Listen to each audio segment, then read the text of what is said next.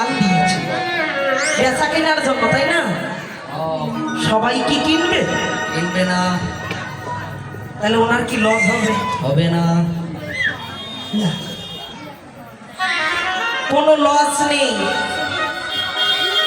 কতিপয় 100 জনের মধ্যে হয়তো 2 জন কিনবে, সকলে কিনবে না, তাতেই ব্যবসায়ীদের কোনো লস হয় না।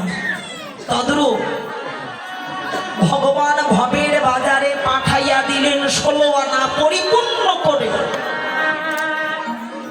এই 16 আনা পরিপূর্ণ করে পাঠাইয়া দিল, হে জি যা, আমি তোদের জন্য ওই ভবের বাজারে কত রকমের দোকান দিয়ে বসে আছি, যাও এই 16 আনা করি। ভবের বাজারে কেনাকাটা করবে বটে, কিন্তু কোনো খরচ করা যাবে না। অর্থাৎ আমার সম্পত্তি যদি তুই আমাকে ফেরত দিতে পারিস, তাহলে আমি তোকে ভালোবাসবো, আর যদি ফিরে আইতে না পারিস আমি তাকে ভালোবাসবো। জড়জগতের বুকে মা দেখবেন, প্রত্যেক বাবা মা দেখবেন, যে ছেলেটা নম্র ভদ্র আয় রোজগার বেশি করছে, বাবা মা তো তাকে বেশি ভালোবাসে। মায়ের কাছে কিন্তু সব সন্তানই সমান, কিন্তু তথাপি তার প্রতি একটা আলাদা ভাব। আচ্ছা, যে ছেলেটা কুলাঙ্গার সে কি বাবার সম্পত্তি কম নেয়? কম তো নেয় না, সমান। আচ্ছা, সমান সমান নিল বটে,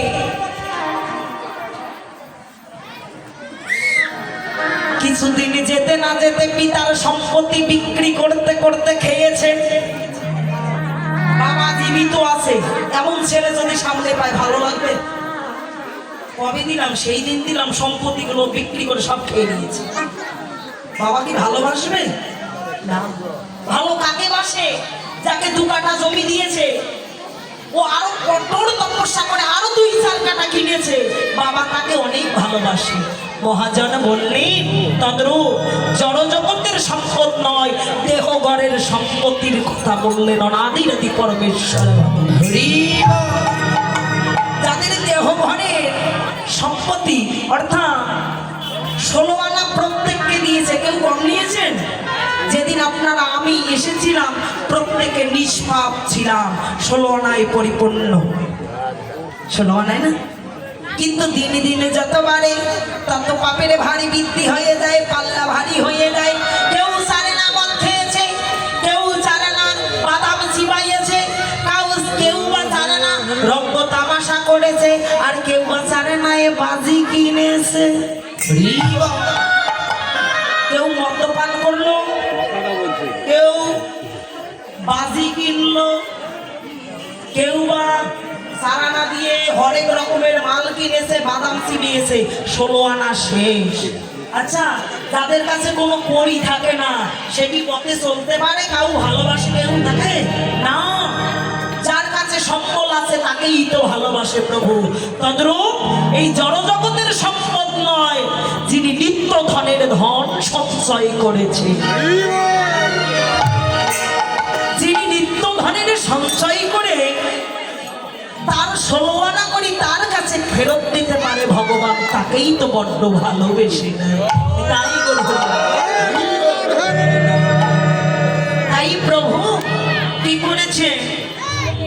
রাধাকে ডাকছে, রাধা। যিনি আরাধনা করলেন ব্রহ্মে, পরম ব্রহ্মে, রাশব্দে ব্রহ্ম বস্তু, শব্দে ধারণ করা, সেই রাধা ঠাকুরানীকে ইশারা করে ডাকছে, রাধে একেবারে ঘাটে এসো। আর কাউকে তো ডাকলো না, কেন?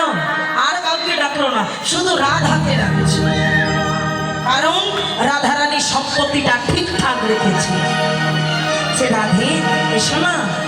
যখন এলে এমন সময় রাধারানীকে বলছে, রাধে তোমার বাসরে আজকে যাব আমি, সুন্দর করে তোমার বাসরটা তুমি সাজাইয়ে নাও, আমি না আজ রাত্রিবেলা তোমার বাসরে যাব, তোমার সঙ্গে মহামিলন হবে।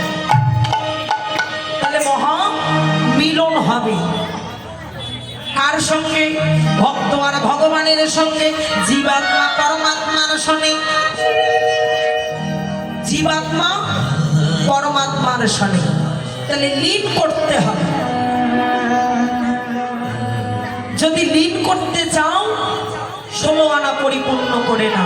তাই আজ গোবিন্দ যখন বলেছে, এদিকে শ্রীমতী রাধারানী সখীগণ সঙ্গে কি করে নিরভরি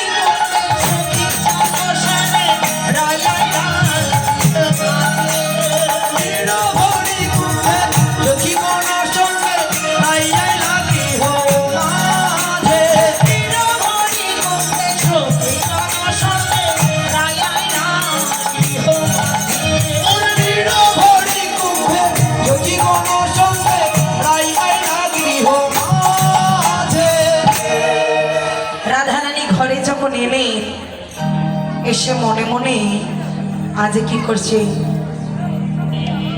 রাধারানী ঘরে ফিরে নীর মানে জল, কলসিতে জল ভরে ঘরে ফিরে যাচ্ছি। আমার পরানো বলল গোধন চালাইয়া শিশুগণ লইয়া গমন করিল ব্রজ। অর্থাৎ গোবিন্দ চলে গেলেন, কারণ ভক্তের কাছে যেতে হবে তো, তাই একটু সাজতে হবে। মনে মনে ভাবছে সুন্দর করে সেজে আজ আমি রাধারানীর বাসরে যাব।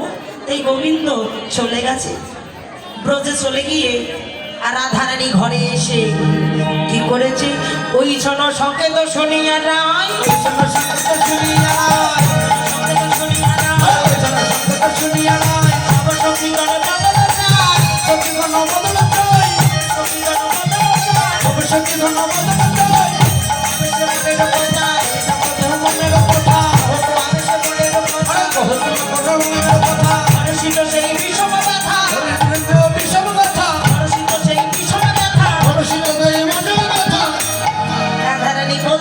সখিনী গোবিন্দ তো সংকেত দিল ও আসবে, কিন্তু আমি যাব কি করে? কেন? আমি যে বাদিনীর ঘরে বসত করি, শ্রীমতী রাধারানী বাদিনীর ঘরে বসত করে। কার ঘরে? জটিলায় আর কটিলার ঘরে, যিনি আমাদের শাশুড়ি আর ননদিনী। আচ্ছা, সবাই বলে রাধারানীর শাশুড়ি খুব কড়া। আপনার আমার শাশুড়ি কি খুব ভালো? আচ্ছা বাবা, মেয়ে মানুষের শাশুড়ি আছে বুঝলাম, তাই এরা ভজন করতে পারে না, পড়ার বাড়িতে মাথা তুলে দাঁড়াতে পারে না। আপনাদের নাই? আপনাদের তো শাশুড়ি আছে, কিন্তু শাশুড়ি তো আপনাদের শাসন করে, তাহলে আপনারা ভজন সাধন করতে পারেন না কেন? কেউ বাধা দেন? শাস্ত্র বললে জটিলা আর কটিলা নাই, দেহ ঘরে তোমার শাশুড়ি আছে, দেহ ঘরে তোমার ননদিনী আছে, দেহ ঘরে তোমার আয়ান আছে, দেহ ঘরে তোমার রাধিকা সুন্দরী আছে। শাশুড়ি শ্বাস যোগ অরি, শ্বাস যোগ অরি, মানে শ্বাসের যিনি হয় বৈরী তিনি হয় শাশুড়ি। সাধু বলে সাবধান, এই সাধু সাবধান রে, শ্বাসের যে বৈরী ওই তো শাশুড়ি। তাহলে শ্বাসের বৈরী কে?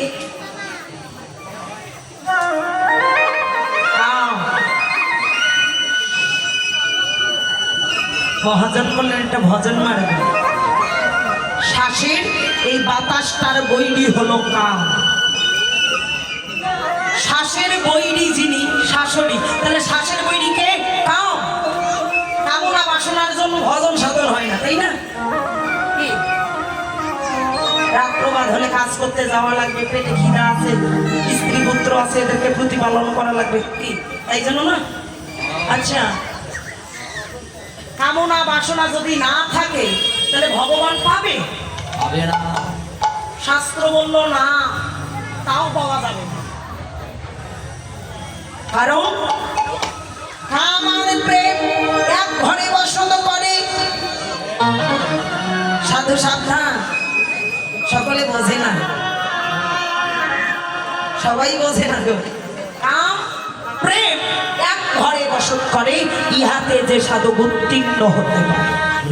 কাম হইতে হয় কামনা সিদ্ধি, কাম দিয়া করো প্রেমের বৃদ্ধি, কাম দিয়া হয় শান্তি না, নিষ্কামে কয় যে জানা। তার মানে কামও যে ঘরে, প্রেমও সেই ঘরে, অর্থাৎ সরোবরে। এটা নদীর নাম কি বাবা? বাঙালি নদী। বাঙালি নদী। আচ্ছা, বাঙালি নদীতে কি সাধুগুলো এই স্নান করে, চোরগুলো করে না? করে। সকালবেলা ওই বাঙালি নদীর তীরে যাদের, অর্থাৎ যার মন যেমন ভগবান তেমন, যার মন যেমন ভগবান ঠিক তেমন, ওই সকালবেলা বৈষ্ণব এখন স্নান করতে যাচ্ছে, বাল্যভোগ দেওয়া লাগবে। সকালবেলা তাড়াতাড়ি স্নান করে বাল্যভোগ দেওয়া লাগবে। ওই বাঙালি ঘাটে চোরও এখন চুরি করতে গিয়ে, অর্থাৎ সকাল হয়েছে, মনে মনে ভাবছে এই সকালবেলা চুরিও করা হলো না, তো স্নানটা সেরে বাড়ি যাবে। এখন চোর মনে মনে ভাবছে, কি ভাবছে? এবার আমার মতো চোর